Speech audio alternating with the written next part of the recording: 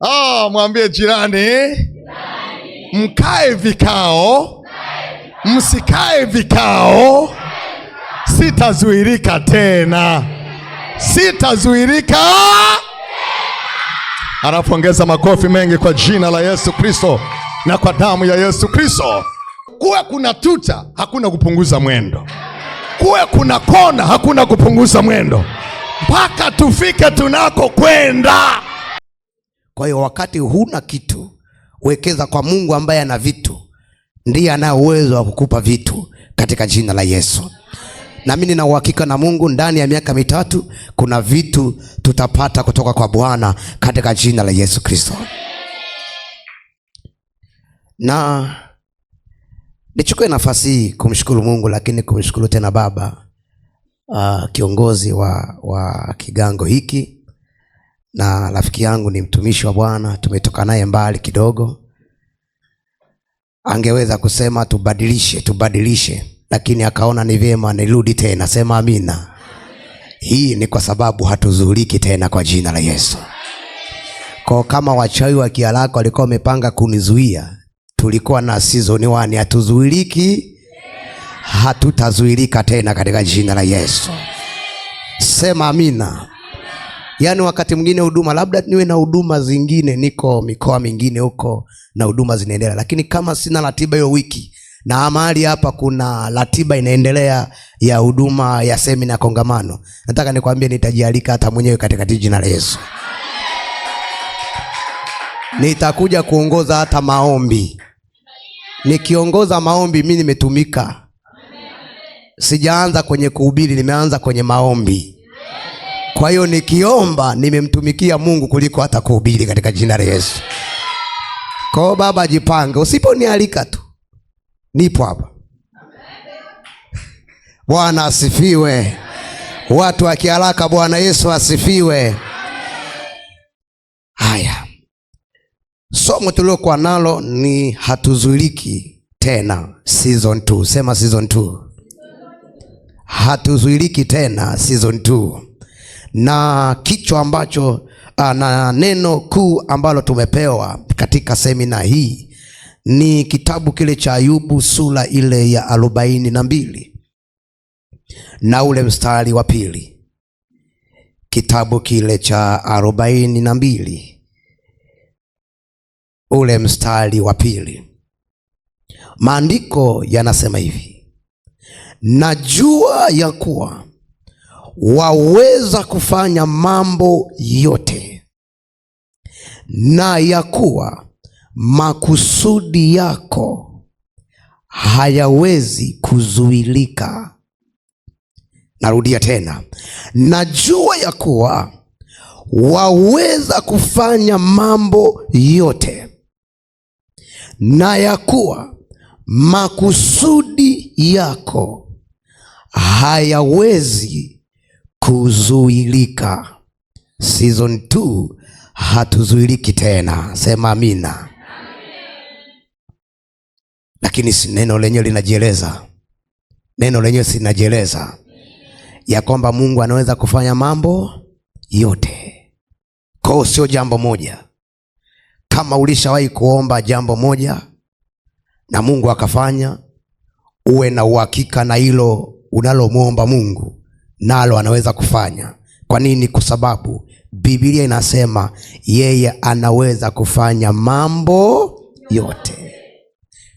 Kwa hiyo kama Mungu amekusudia kufanya jambo, lazima atafanya. Kwa hiyo ni vizuri sana ndani ya maombi yako, ndani ya ajenda zako, ndani ya utumishi wako, ndani ya kuishi kwako, ndani ya aina ya maisha unayoishi, yaunganishwe na kusudi la Mungu ndani yake. Hutazuilika mahali popote katika jina la Yesu. Tutafundisha huko vitu vizuri kule ndani, na utashangaa na utabarikiwa, na Mungu atakusaidia katika jina la Yesu. Sasa nilipokuwa ninasoma hii mistari na kuomba kwamba kama Biblia inasema makusudi ya Mungu hayawezi kuzuilika, nilikuwa najaribu kujiuliza na kumuuliza Mungu, kusudi la Mungu ni nini ndani ya semina hii? kusudi la Mungu ni nini. Nimeomba na kuomba, na nilipokuwa ninaendelea kusoma mistari ya Biblia katika hiki kitabu cha Ayubu sura ile ya 42, ndipo nilipokuja kugundua ya kwamba makusudi ya Mungu ndani ya semina hii, siku hizi za semina, ni kutaka Mungu kuwaondoa watu kwenye mateka ya kiuchumi. Okay, naweza nikasema lengo la somo hili au lengo la semina hii au lengo la kichwa hiki ni Mungu kutaka kuondoa mateka ya kiuchumi.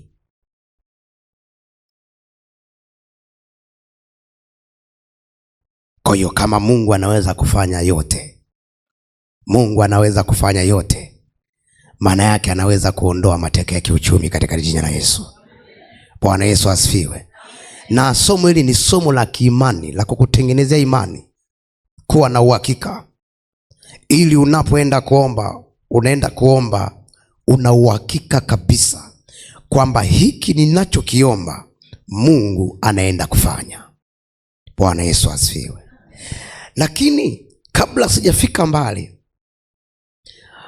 Mungu amejaribu kunisemesha vitu vingi kidogo, na ninavyo vingi sana, lakini nitaachilia tu kidogo kidogo. Kati ya jambo moja wapo ambalo linaweza likakusaidia mateka ya kiuchumi kuondoka kwenye maisha yako ni kufanya maombi. Ni kufanya maombi. Hilo ni jambo la kwanza. Amen. Lakini jambo la pili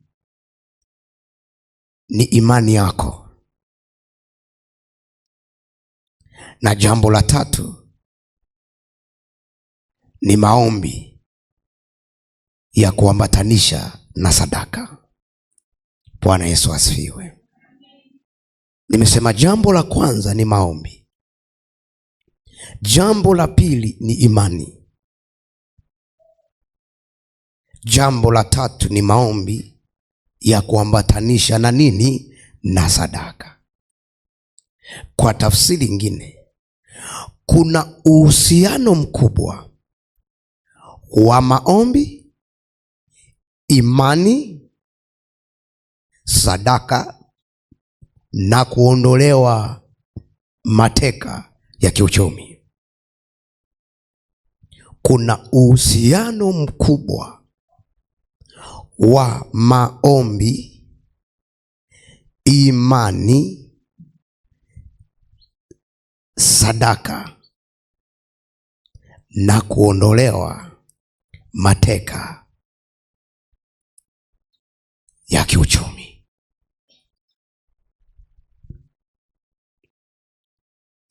Mfano, nataka nikuoneshe mfano huu, mfano wa Ayubu. Tunapoweka msingi leo, mfano wa Ayubu, kitabu hicho cha kitabu cha Ayubu 42 kuanzia ule mstari wa 7 hadi ule mstari wa 12. Kitabu cha Ayubu sura ile ya 42 mstari wa 7 hadi ule mstari wa 12. Biblia inasema hivi: basi ikawa baada ya Bwana kumwambia Ayubu maneno hayo, Bwana akamwambia huyo Elifazi Mtemani, hasira zangu zinawaka juu yako na juu ya hao rafiki zako wawili, kwa kuwa ninyi hamkunena yaliyo sawa katika habari zangu, kama alivyonena mtumishi wangu Ayubu. Mstari wa 8 unasema hivi: basi sasa jitwalieni ng'ombe waume 7 na kondoo waume 7, mkamwendee mtumishi wangu Ayubu, mjisogezee sadaka ya kuteketezwa. Bwana Yesu asifiwe. Ukisoma hii mistari na kule inakoendelea, unaweza usielewe hiki kitu. Kwa nini? Kwa sababu mwanzo kwenye mstari wa 7 tunaona namna ambavyo Mungu anawaambia hawa marafiki zake na Ayubu, na Biblia inajaribu kusema kwamba hasira za Bwana ziliwaka juu yao, na hasira za Bwana zilipowaka juu yao, Mungu akatoa agizo juu yao ya kwamba waende kwa mtumishi wake Ayubu, na watakapoenda wasiende mikono mitupu. Kwa tafsiri nyingine, Mungu alikuwa anajaribu kuambia waende kwenye madhabahu ya Bwana, kwenye madhabahu yake. Wakati mwingine tutakuja kuongea habari za madhabahu, nitakuonesha kuna madhabahu inaweza ikakaa ndani ya mtu. Mtu ni madhabahu ya Mungu aliye hai. Bwana Yesu asifiwe. Achana na madhabahu zingine huko nje, lakini nataka nikwambie mtu au mtumishi, ndani yake kuna madhabahu ya Mungu aliye hai. Madhabahu ni makao. Biblia inasema ninyi ni hekalu la Roho Mtakatifu. Amen. Bwana Yesu asifiwe. Kwa hiyo ukisoma hii Biblia utagundua au itakuonesha ya kwamba Mungu alikuwa anataka kuwasaidia hawa kina Elifazi, hawa marafiki zake na Ayubu, kwa sababu Mungu alikuwa amewakasirikia. Kwa hiyo kwa haraka utafikiri kama nilivyokuwa nafikiri mimi, kwamba Mungu alikuwa anataka hasira zake ziondoke kwa kupitia sadaka watakazoachilia, kwa kupitia maombi ya mtumishi Ayubu atakayo waombea kwa haraka. Lakini ukisoma Biblia vizuri katika ufunuo wa Roho Mtakatifu, utakuja kugundua jambo hili, kwamba huu ulikuwa ni wakati wa Ayubu kuondolewa mateka na Mungu. Na ili Ayubu aondolewe mateka na Mungu, Mungu alihitaji Ayubu aende kwenye madhabahu na sadaka. Lakini kwa mazingira na msimu aliokuwa nao Ayubu kipindi kile, kiuhalisia alikuwa hana cha kutoa, na Mungu alikuwa anahitaji ng'ombe 7. Kasome Biblia yako tena utaona alikuwa anahitaji ng'ombe 7. Lakini mazingira ambayo aliokuwa nayo Ayubu, hakuwa hata na ng'ombe moja. Kwa nini? Kwa sababu mifugo yake yote ilipigwa katikati ya majaribu. Katikati ya jaribu lilipoingia, hali yake ya uchumi ilikufa, ilikuwa ni mbaya, mpaka hadi akaingia kwenye mateka. Uchumi wake ulitekwa, ulimwengu wa roho. Ilifika wakati alikuwa hana uwezo wa kufanya chochote, hana uwezo wa kupanga chochote, hana uwezo wa kufanya kitu chochote. Nataka udake hapa napoweka msingi leo. Bwana Yesu asifiwe. Bwana Yesu asifiwe. Ukiwa huna kitu chochote, maana yake utapoteza uwezo wa kufikiri kufanya chochote. Kwa nini? Kwa sababu ndani yako, kati ya kitu kitakachokuja ndani yako kitakupa uwezi kufanya chochote. Kwa nini? Kwa sababu huna chochote.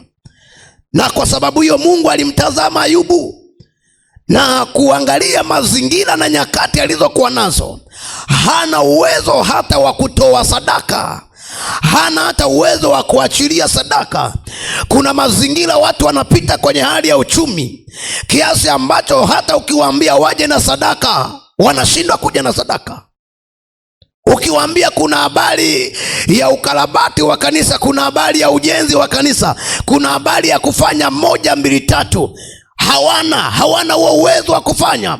Kwa nini? Kwa sababu hali zao za uchumi ni mbaya, na wengi sana huwa hawajui kama uchumi unaweza ukatekwa, kama mtu anaweza akaingia kwenye mateka ya kiuchumi. Bwana Yesu asifiwe. Bwana Yesu asifiwe. Sasa angalia, nitakufundisha tu, utaelewa kitu hapa. Biblia inasema hivi, ule mstari wa 8 au mstari ule mstari wa 9 unasema hivi: basi Elifazi Mtemani na Bildadi Mshuhi na Sofari Mnaamasi wakaenda wakafanya kama vile Bwana alivyowaamuru, naye Bwana akamlizia Ayubu. Mungu ameachilia ujumbe, hawa watu wapate kuachilia sadaka, waende madhabahuni, na maandiko yanatuambia wakaenda kufanya kama Bwana alivyosema. Watumishi wa Bwana hapa, ngoja tugeuke kidogo kiuinjilisti kidogo.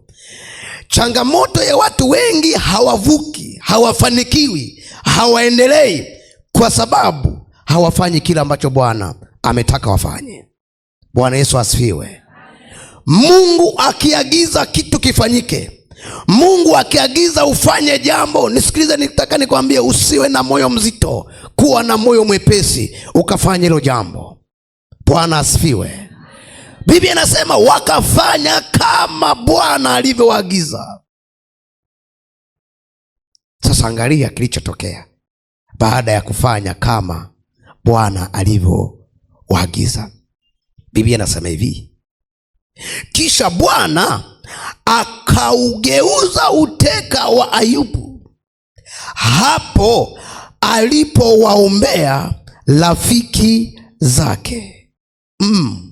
Narudia tena, kisha Bwana akaugeuza uteka wa Ayubu hapo alipowaombea rafiki zake. Mwanzoni hasira za Bwana ziliwaka kwa marafiki zake, wakaambiwa waende na sadaka ili Ayubu apate kuwaombea. Lakini cha kushangaza, maandiko yanasema alipoingia kuwaombea rafiki zake, uteka ukafanyaje? Uteka ukafanyaje? Watu wa kiharaka, uteka ukafanyaje? Nilikuwa najaribu kufikiri na nishai kuwaza sana, hii inakuwaje kwamba watu watoe sadaka alafu Ayubu au mtumishi wa Bwana awaombee? Biblia ingetuambia ya kwamba uteka umeondoka kwa wale marafiki zake na Ayubu, lakini Biblia inatuambia uteka uliondoka kwa Ayubu. Nini ambacho Mungu alikuwa anataka hapa? Nisikilize nikwambie, hii sadaka haikuwa kwa ajili ya marafiki zake na Ayubu. Hii sadaka ilikuwa ni kwa ajili ya Ayubu. Sema amina. Bwana Yesu asifiwe. Unajua ni Mungu, na ndio maana neno kuu linatuambia Mungu anaweza kufanya nini? Anaweza kufanya mambo yote. Kwa hiyo kama uchumi wa Ayubu ulikuwa umeshaingia kwenye mateka, shetani ameshamaliza kila kitu, na kama alijua ya kwamba Ayubu hatainuka tena, na inawezekana adui alijua, na inawezekana wachawi walijua, na inawezekana mapepo yalijua, na inawezekana mizimu ilijua ya kwamba hali ya Ayubu aliyofikia, amefika mwisho, hataweza kuinuka tena. Lakini alipotengeneza imani kwa Bwana, kipindi ambacho anahojiana na Mungu, haya yalikuwa ni mahojiano kati ya Mungu na Ayubu katika maswali aliyekuwa anamuuliza. Na ndo maana akaja na neno akamwambia, Bwana waweza kufanya mambo yote. Na Mungu alipoona imani ya Ayubu, akatengeneza mazingira ya kisheria ili Ayubu atoke kwenye mateka. Ilibidi Ayubu awe na sadaka mkononi. Sadaka wakati huo Ayubu hana, ikabidi atengeneze mazingira, akachungulia marafiki zake na Ayubu wanazo, akawaambia wapeleke. Na maandiko anatuambia walipopeleka, jambo mojawapo ambalo lililotokea, Mungu alimlizia Ayubu. Maana yake Mungu alimpa kibali Ayubu. Sema kibali. Bwana Yesu asifiwe. Alimpa kibali cha kufanyaje? Alimpa kibali cha kutoka kwenye mateka. Na alipopokea kibali cha kutoka kwenye mateka, vilivyozuiliwa kwa muda mrefu vilianza kurejea tena kwa jina la Yesu. Uchumi uliozuiliwa kwa muda mrefu ulianza kurejea kwa jina la Yesu. Baraka zilizozuiliwa kwa muda mrefu zilianza kurejea kwa jina la Yesu. Na baada ya kurejea, hakuna mahali ambako Biblia inatuambia ya kwamba Ayubu alizuiliwa tena kwenye eneo la uchumi. Hakuna mahali ambako Biblia inatuambia alizuiliwa tena kwenye eneo la uzao. Hakuna mahali ambako Biblia inatuambia alizuiliwa kwenye mifugo. Lakini maandiko yanatuambia mwisho wake ukawa mkubwa kuliko ule mwisho wa mwanzo. Na mimi nataka nije nitangaze hapa katika jina la Yesu, yako mateka ambayo yataondoka wiki hii katika jina la Yesu. Yataondoka kwenye biashara yako, yataondoka kwenye kazi yako, yataondoka kwenye huduma yako, na vilivyozuiliwa vitaachiliwa, vitarejea kwako kwa jina la Yesu. Wangapi wanasema vitarejea mahali hapa? Wangapi wanasema hatuzuilike tena mahali hapa? Wangapi wanasema mateka yanaondoka mahali hapa? Ngoja nishuke chini kidogo nitangaze katika jina la Yesu. Acha Bwana aondoe mateka kwenye maisha yako. Acha Bwana aondoe mateka kwa watoto wako. Acha Bwana aondoe mateka kwenye kila mahali ambako umetekwa kwa jina la Yesu. Wangapi wanasema tunaondolewa mateka mahali hapa? Wangesimama juu, wangepiga makofi na vigeregere. Nimekuja kutangaza jioni ya leo, mateka yanaondoka kwa jina la Yesu. Unapokea kibali kwa jina la Yesu. Kwa maombi ya kwako unapokea kibali, kwa imani ya kwako unapokea kibali. Hebu gonga na jirani yako, waambie jirani, pokea kibali kwa jina la Yesu. Nisaidie kuambia wawili watatu ya kwamba pokea kibali, pokea kibali. Sijapata bado wanaogonga mahali hapa, wanaosema kibali cha Bwana kinakuja ndani yangu. Wako watu wanaopokea mahali hapa. Pokea hicho kibali, pokea hicho kibali, na mateka yakaondoke, vilivyozuiliwa vikarejee. Maandiko yanatuambia warafiki zake walirejea, aliokuwa nao mwanzo walirejea, mali alizokuwa nazo zilirejea, mifugo aliyokuwa nayo ilirejea, watoto aliokuwa nao walirejea. Alafu kali zaidi, alipokea dabodabo. Semina hii tutapokea dabodabo katika jina la Yesu. Ayayayayayaya, wangapi wanapokea dabodabo mahali hapa? Haya, pigia Jehova makofi mengi mengi na vigeregere. Watu wakiharaka, pokea dabodabo. Wako watu wanaopokea dabodabo. Hatuzuiliki tena. Mwezi wa 8 utapokea dabodabo. Tarehe 2 unapokea dabodabo. Tarehe 3 unapokea dabodabo. Tarehe 4 unapokea dabodabo. Mpaka Jumapili unapokea. Sijapata bado wanaopokea mahali hapa. Ongeza makofi na vigelegele kwa Bwana. Haya. Inawezekana hali yako ya uchumi saizi ni mdogo, lakini mateka akiondoka uchumi wako utakuwa. Inawezekana biashara yako saizi ni ndogo, mateka yakiondoka biashara yako itakuwa. Wangapi wanasema tunaenda kukua mahali hapa? Ongeza makofi na vigelegele kwa Bwana. Haleluya! Watumishi wa Bwana, mateka yalipoondoka, Ayubu akatoka mahali alipo, akapiga hatua kwa jina la Yesu. Akatoka kwenye hali ya kulala kwenye vumbi. Inawezekana kulikuwa kuna 6 kwa 6, akaenda kwenye 6 kwa 6 kwa jina la Yesu. Kuna watu mko mahali hapa, inawezekana mpo kwenye vumbi. Bwana atawapa vioo katika jina la Yesu. Bwana atawapa tiles katika jina la Yesu. Bwana atawapa gari mtaendesha katika jina la Yesu. Kila kitu kitarejea. Kila kitu kilichofungwa kitarejea. Kila kitu kilichozuiliwa kitarejea. Tutafanya maombi mpaka litokee katika jina la Yesu. Pokea.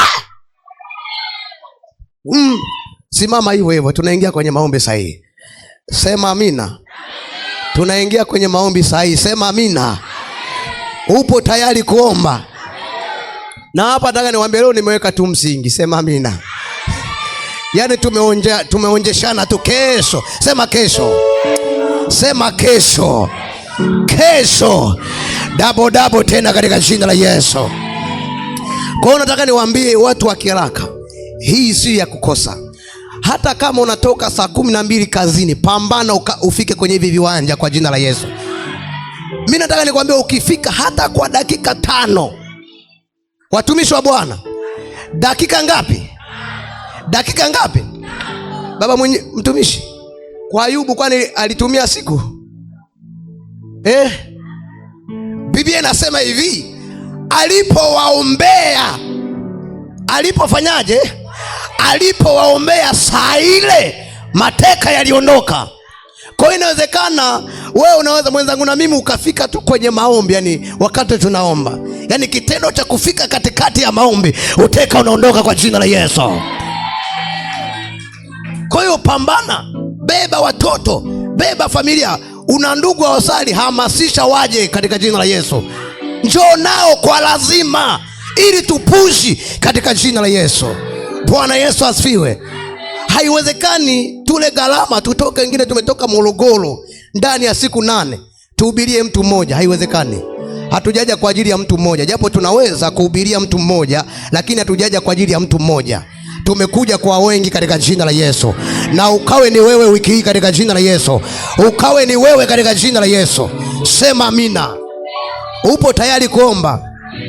Upo tayari kuomba? Upo tayari kuomba? Nyosha mikono yako juu. Nyosha mikono yako juu. Uwe tayari.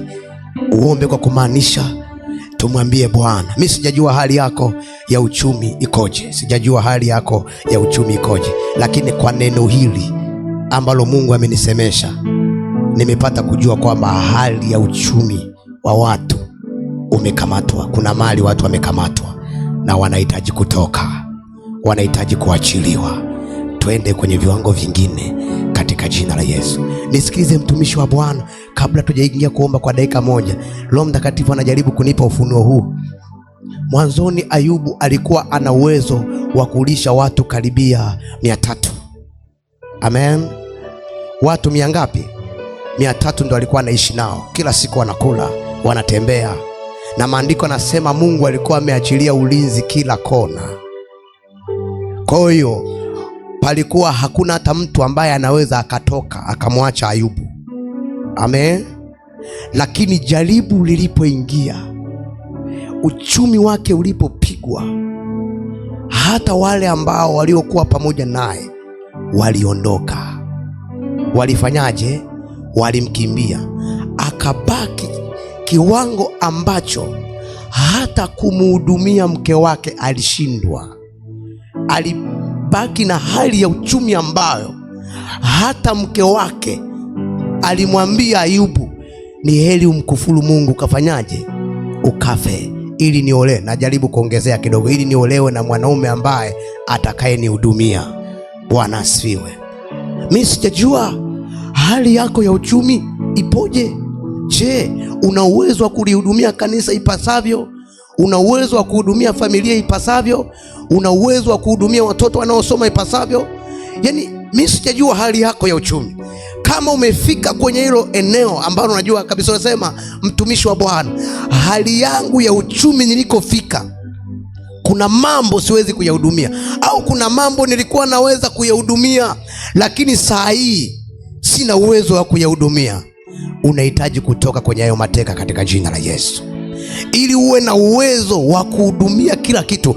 Biblia inasema wewe waweza kufanya mambo yote. Maana yake Mungu akituwezesha, tuna uwezo wa kuhudumia kila kitu. Tuna uwezo wa kufanya mambo yote, pamoja na kanisani, pamoja na kwenye ndoa, pamoja na kwenye mambo yako ya hakikisha baba yangu unajiachilia mbele za Bwana. Rapaka ya mandora rapakontorobosato ripakantorobosando rapakondarabasato ripakondorobosaya ripakantorobosato ripakantorobosaya. Nipate waombaji jioni ya leo, nipate waombaji jioni ya leo wenye mzigo wa kuomba mahali hapa, wenye mzigo wa kuomba mahali hapa, wanaotamani watoke kwenye mateka, wanaotamani mateka yaondoke. Wangeendelea kupaza sauti, wangeendelea kupaza sauti, wangeendelea kupaza sauti, wangeendelea kupaza sauti. Omba mama yangu. Watu wa Kiharaka omba, watu wa Tegeta omba, wamama wa Tegeta omba. Omba kwa ajili ya uchumi wako, omba kwa ajili ya uchumi wako, omba kwa ajili ya uchumi wako. Tamani mateka yapate kuondoka, tamani mateka yapate kuondoka, tamani mateka yapate kuachia, yapate kuachia, yapate kuachia, yapate kuachia. Rapa kontrabasato ripa kantorobosato rapa kantarabasato.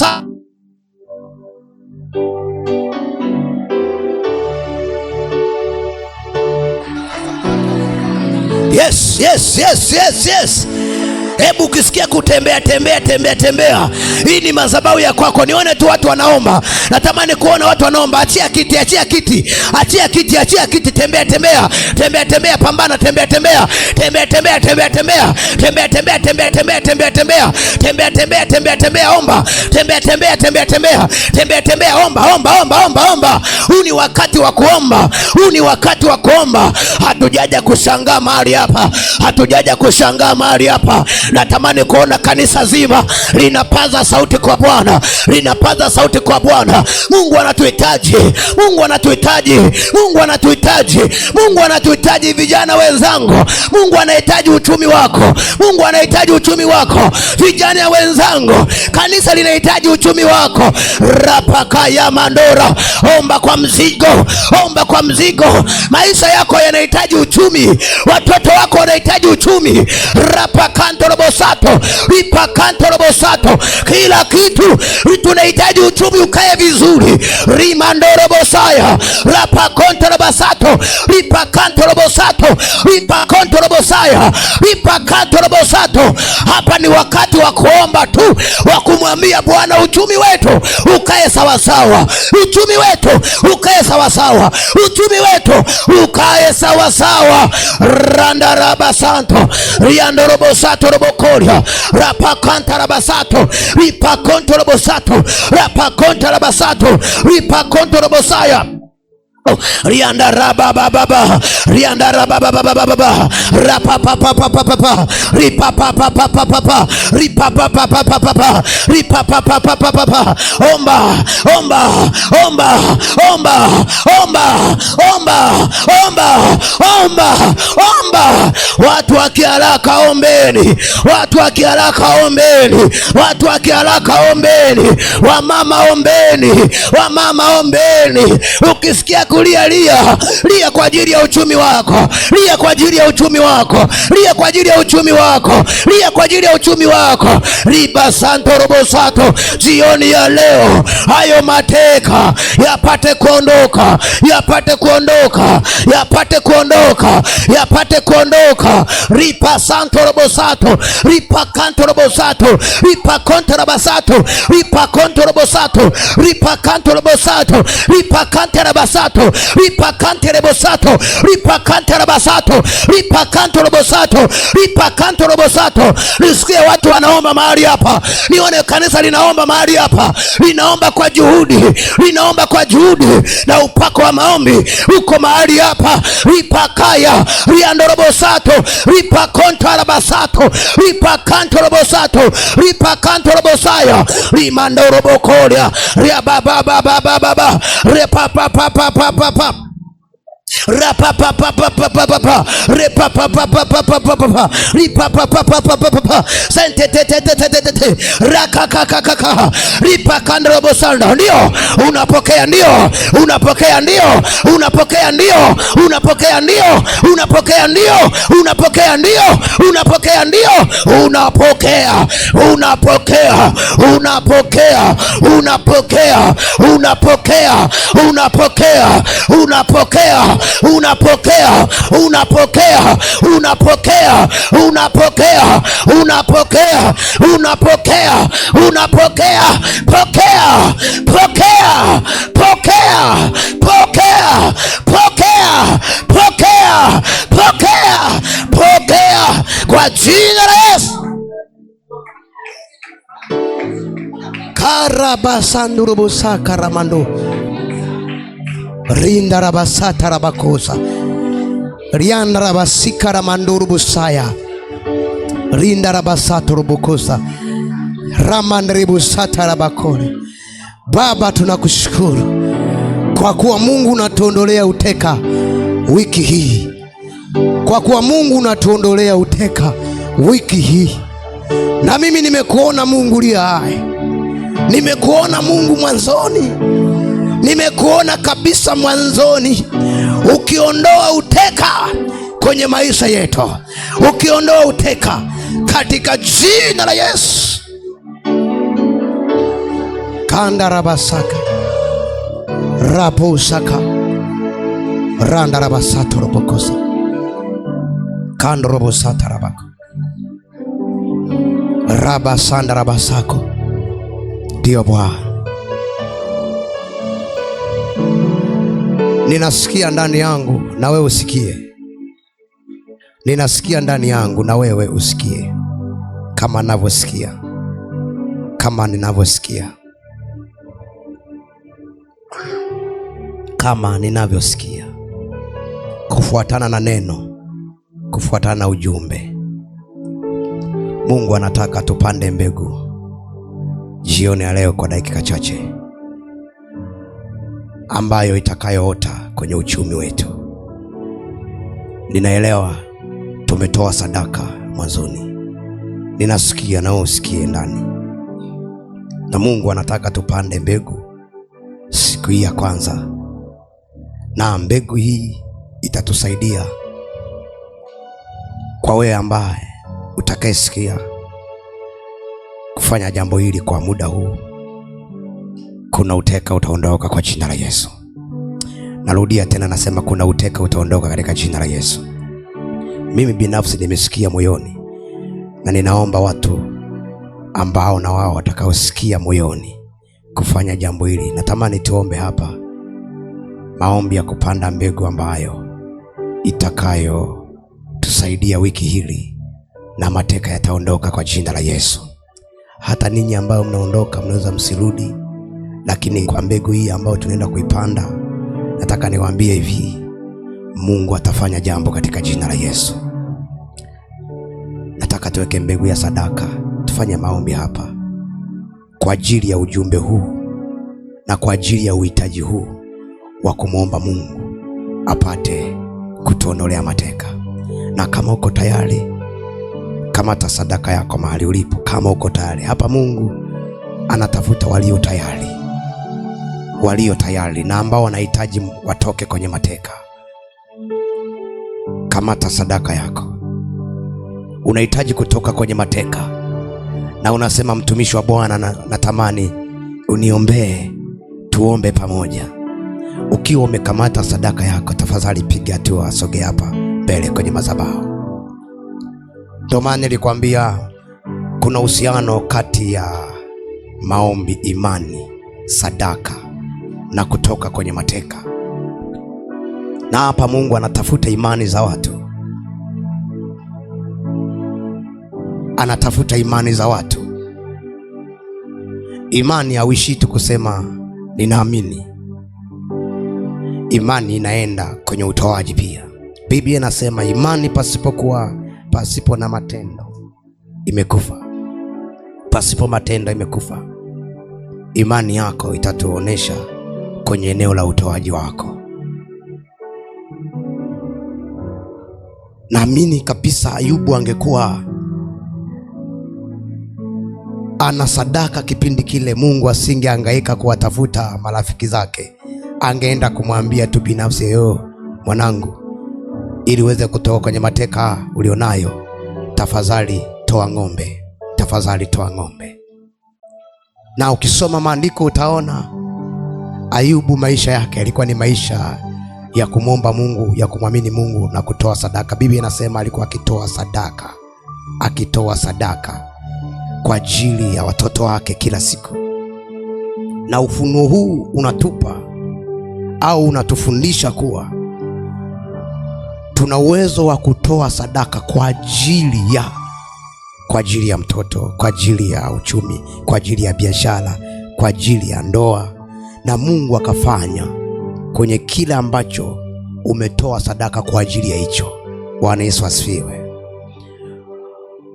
Marafiki zake na Ayubu walipoachilia sadaka kwa ajili ya Ayubu, Mungu alitenda. Na kwako Mungu akatende katika jina la Yesu. Ninakuombea na kutabilia, na kwako Mungu akatende katika jina la Yesu. Sadaka hii isiwe bure, na sadaka hii ikawe ni mbegu, ijapokuwa ni ndogo au ni kubwa, lakini ikafanyike mbegu, na Mungu akakupe ushuhuda ndani ya siku hizi 8. Siku 8 zitakapotimia, mkawe mmepata ushuhuda katika jina la Yesu. Ninamwamini Mungu aliye hai. Ninamwamini Mungu aliye hai. Ninamwamini Mungu aliye hai. Hajawahi kusema bure. Hajawahi kusema bure. Hajawahi kusema bure. Hajawahi kusema bure. Mimi ninaona tu mtu mmoja hapa anatoka kwenye hali aliyokuwa nayo. Mungu anakuvusha. Mungu amesikia kilio chako. Mungu anakuvusha kwa sadaka hii. Nilikuwa na uwezo wa kukuruhusu uende. Nilikuwa na uwezo wa kukuruhusu uende. Lakini neno ambalo limekuja, ninasikia machozi kwa ajili yako. Na haya machozi sio ya bure. Ni machozi ambayo Mungu anakupa furaha baadaye. Funika macho yako, tulia mbele za Bwana. Baba, katika jina la Yesu na kwa damu ya Yesu Kristo, Mungu uishie milele, Mungu uliyetuandikia habari za Ayubu 42 mstari wa 2, ya kwamba unaweza kufanya mambo yote na kusudi lako haliwezi kuzuilika. Nami ninaamini na natambua ya kwamba kusudi lako ndani ya mama huyu, ndani ya baba huyu lipo, na kusudi lako mmoja wapo ni kuwa na uchumi mzuri. Ni kuwa na uchumi mzuri. Kuwa na uchumi mzuri. Kuwa na uchumi mzuri ndiyo kusudi lako. Ndiyo kusudi lako Jehova. Na ndio maana Musa alipambana kule Misri ili aweze kutoka na uchumi mzuri, kwa sababu Mungu alikusudia wawe na uchumi mzuri. Baba, wamesikia sauti ambayo Mungu umeachilia ndani yangu. Bwana, katika jina la Yesu Kristo wa Nazareti. Maandiko yanatuambia wenzetu walipofanya na wewe ukafanya. Baba, watoto wako wanafanya leo, wanaachilia sadaka kama mbegu ndani ya siku hizi 8. Mungu, katika jina la Yesu, ninaomba mafanikio yakatokee kwako. Ninakuombea, pokea katika jina la Yesu. Pokea katika damu ya Yesu Kristo. Pokea kwa damu ya Yesu Kristo. Mungu afute machozi yako. Mungu akupe furaha katika jina la Yesu. Kila huzuni ikapate kuondoka. Bwana akukumbuke, Bwana akubariki, Bwana akutunze. Sadaka hii ikawe ni mbegu na ni alama kwako ya kwamba uteka wa kiuchumi unaondoka. Chochote ambacho kimekamatwa na kushikiliwa kwako kikapate kuachiliwa katika jina la Yesu. Mungu akukumbuke, Mungu akukumbuke katika jina la Yesu. Chochote ambacho kimekamatwa na kushikilia, Bwana akifanye kuwa kimeachiliwa sasa katika jina la Yesu. Pokea, pokea katika jina la Yesu. Pokea kwa damu ya Yesu Kristo. Mungu akukumbuke katika jina la Yesu. Mbegu yako isiwe bure kwa damu ya Yesu Kristo. Pokea. Mungu akukumbuke katika jina la Yesu. Pokea mbegu yako isiwe bure. Pokea. Mungu akukumbuke katika jina la Yesu. Pokea mbegu yako isiwe bure. Pokea uchumi wako upate kuachiliwa. Pokea katika jina la Yesu. Sadaka yako Mungu aikumbuke. Mungu aikumbuke. Pokea kwa damu ya Yesu. Pokea katika jina la Yesu. Pokea katika jina la Yesu. Pokea kwa damu ya Yesu Kristo. Kwa damu ya Yesu. Ukaje na ushuhuda. Ndio, ukaje na ushuhuda. Ndio, ukaje na ushuhuda. Ndio, ukaje na ushuhuda. Ndio.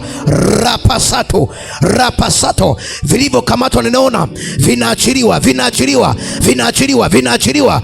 Pokea kwa damu ya Yesu Kristo. Pokea. Rapasato, ramandrobosata. Pokea katika jina Yesu. Pokea. Rapasato, vilivyokamatwa vinaachiliwa. Pokea.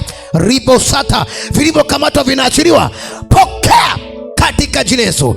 Ukaje na ushuhuda, ukaje na shuhuda, ukaje na shuhuda. Pokea. Rapasaya, ramandrobosata. Tubu za giza mliyekamata, mnayeharibu uchumi wake katika Yesu, pigwa chia, pigwa chia, pigwa chia. Yes, mnaachia uchumi wake, mnaachia kila kitu, mnaachia uchumi wake, mnaachia kila kitu. Haya, pigwa chia, piga kelele, nenda, piga kelele, nenda. Kila uchawi mmemuingiza kwenye mateka, mkasema hatafanikiwa kwa chochote, kila atakachokifanya mnaharibu. Mmemuingiza kwenye mateka. Ninawasha moto sahi, nawasha moto sahi, nawasha moto sahi. Nenda katika jina la Yesu. Uteka umeondoka kwako. Uteka umeondoka kwako. Uteka umeondoka kwako. Uteka, roho ya uteka,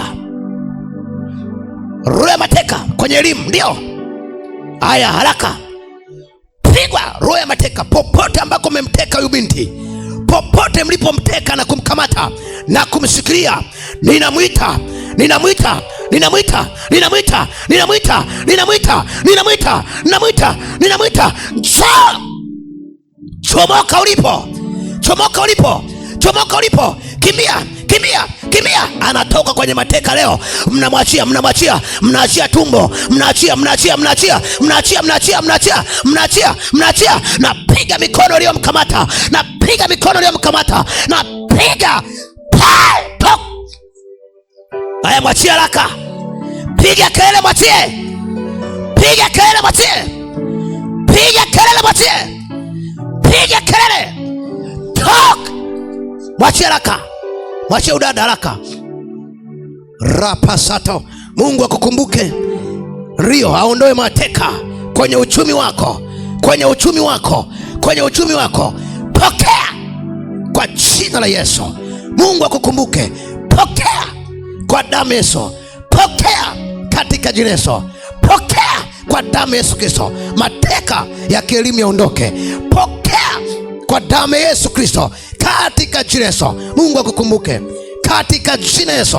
Mungu akukumbuke. Pokea kwa damu ya Yesu. Mateka yaondoke. Mateka kwenye uchumi wako, mateka kwenye vyanzo vyako vya vipato, katika jina la Yesu, kwa damu ya Yesu Kristo. Mungu akukumbuke mama yangu. Mungu afute vilio vyote, msiba ulio ndani ya moyo wako, Mungu aufute.